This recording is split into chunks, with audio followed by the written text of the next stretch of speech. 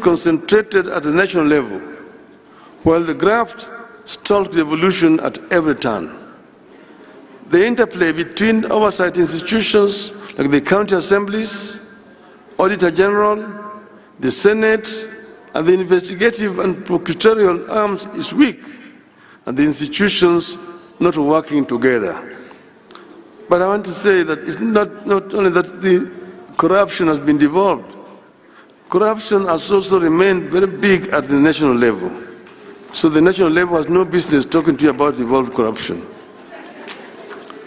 When assemblies and the Senate inquire into a matter, the best they can do is recommend investigation. When investigators complete their work, the best they can do is to recommend prosecution. And there is, of course, no guarantee that the courts will punish the wrongdoers. Let us address these man-made challenges once and for all, so that we can unleash the full transformative capacities of our countries. We need a constant and consistent monitoring of all laws governing devolution to ensure their implementation and to add statutes whenever they are needed. Your Excellencies, ladies and gentlemen, we meet at a time our country is facing real grave threats. This is a reality check backed by government data. The economy is struggling. Our national currency is severely weakened. The shilling has fallen by 10% since March this year.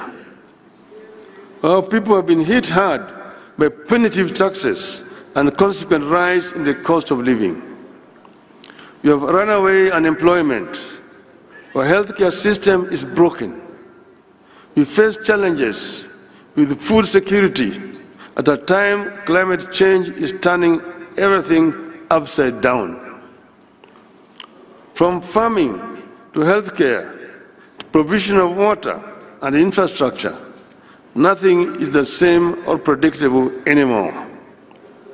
Unfortunately for governors, you are stationed where the desperation, the need, and the expectations are highest. That is, at the grassroots, where people want instant solutions. I believe that as a country, we are lucky to be going through these challenges in the era of devolution. I believe that if county governments were not here to absorb some of the shock and act as cushion, the economic and governance challenges Kenya is going through today would have overwhelmed and overrun the national government.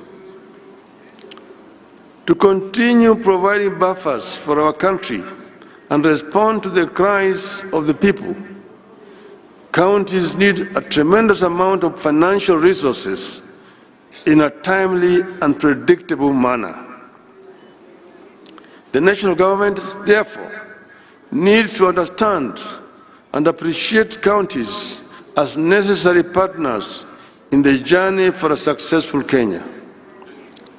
The problems and responsibilities the people and the counties face today demand that we reevaluate and strengthen our commitment to preserve the place of the county government and bestow it with the power, the authority, the responsibilities, and the revenues necessary to discharge those roles and meet expectations.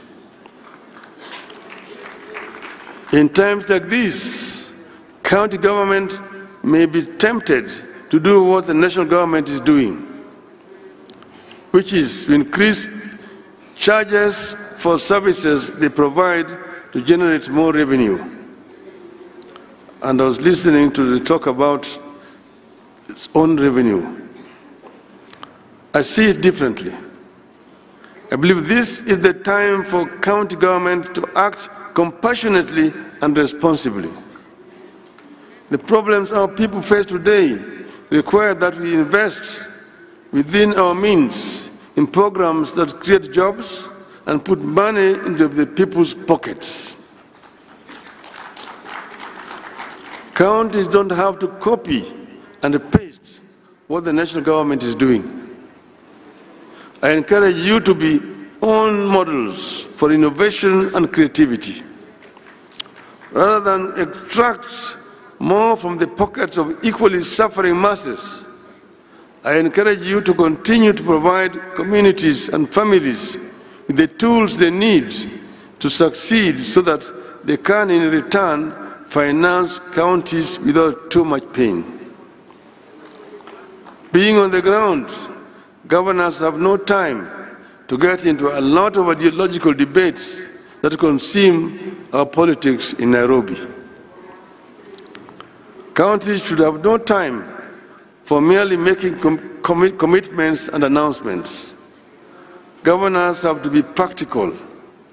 You will do well and set examples when you back up your pronouncements with concrete action at the level of policy and practice. I believe that the work that you do, if done well, will with time have a concrete impact on the debate at the national level. This is the time to provide record amounts of assistance to our farmers to enable them save us from the routines of famine, food imports, and food inflation.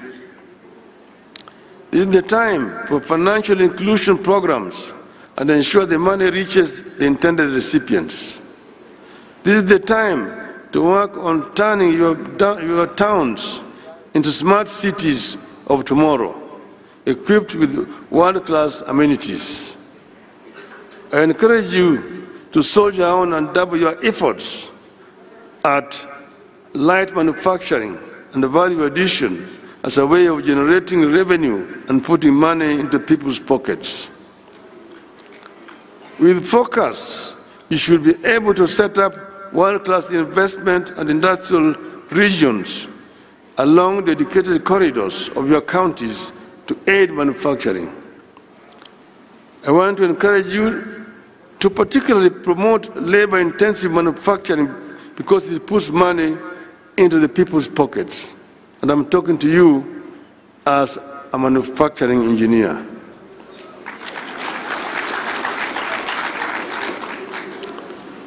Put focus on building infrastructure, including roads, electricity, and water and farm irrigation. This will yield returns. We have to ensure that our policies are predictable and tax regimes stable.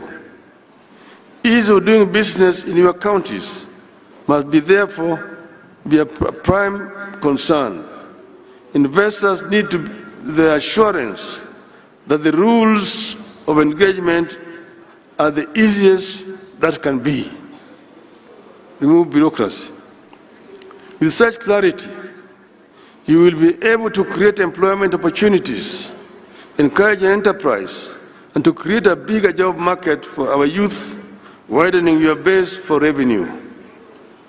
I believe it is time, again within your means, to allocate some of the money from own revenue to a cash transfer program to help protect the poor at the grassroots. I want to encourage you to continue with cooperation between counties. At the same time, however, we need a competitive element among counties to prevent the temptation to just maintain the status quo.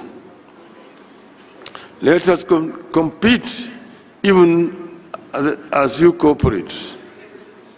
Finally, ladies and gentlemen, I want to disclose to you a reality slowly taking shape in our country, but which many of us, including the governors, may not notice. While national politicians may be getting all the attention, the action of translating policies into improvement of livelihoods is actually being determined by governors, county assemblies, and county governments.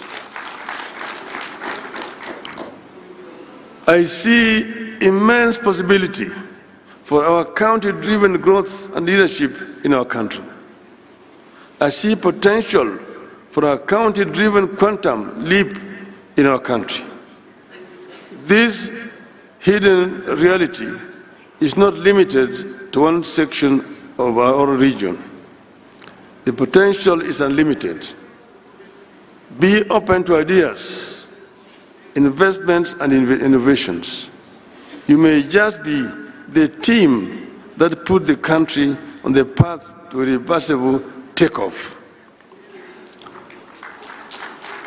I want to conclude by referring to what Governor Jonathan B. said, the host governor, that they are expecting bumper harvest in this region because they did mandamanos in the farms instead of doing the mandamanos on the streets or carrying sufurias.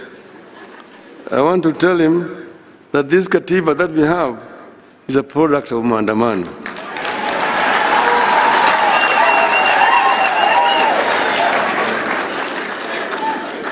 And I also want to remind that if mandamano can help families whose children were cheated or money being taken to Finland, there's nothing wrong with mandamano.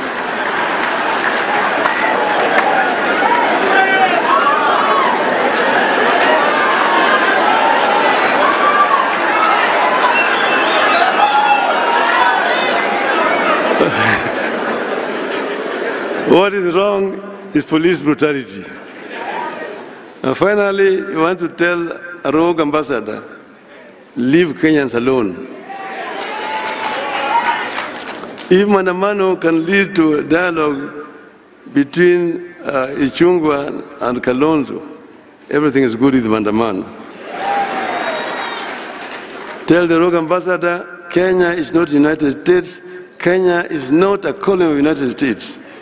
Keep your mouth shut when you hear. Otherwise, we will call for your recall back to your country. I thank you, ladies and gentlemen.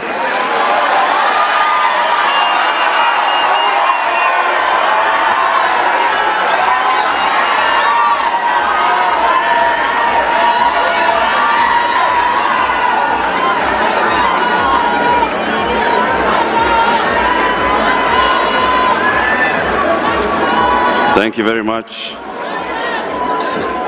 Another round of applause, please, for the former Prime Minister, Right Honorable Raila Odinga.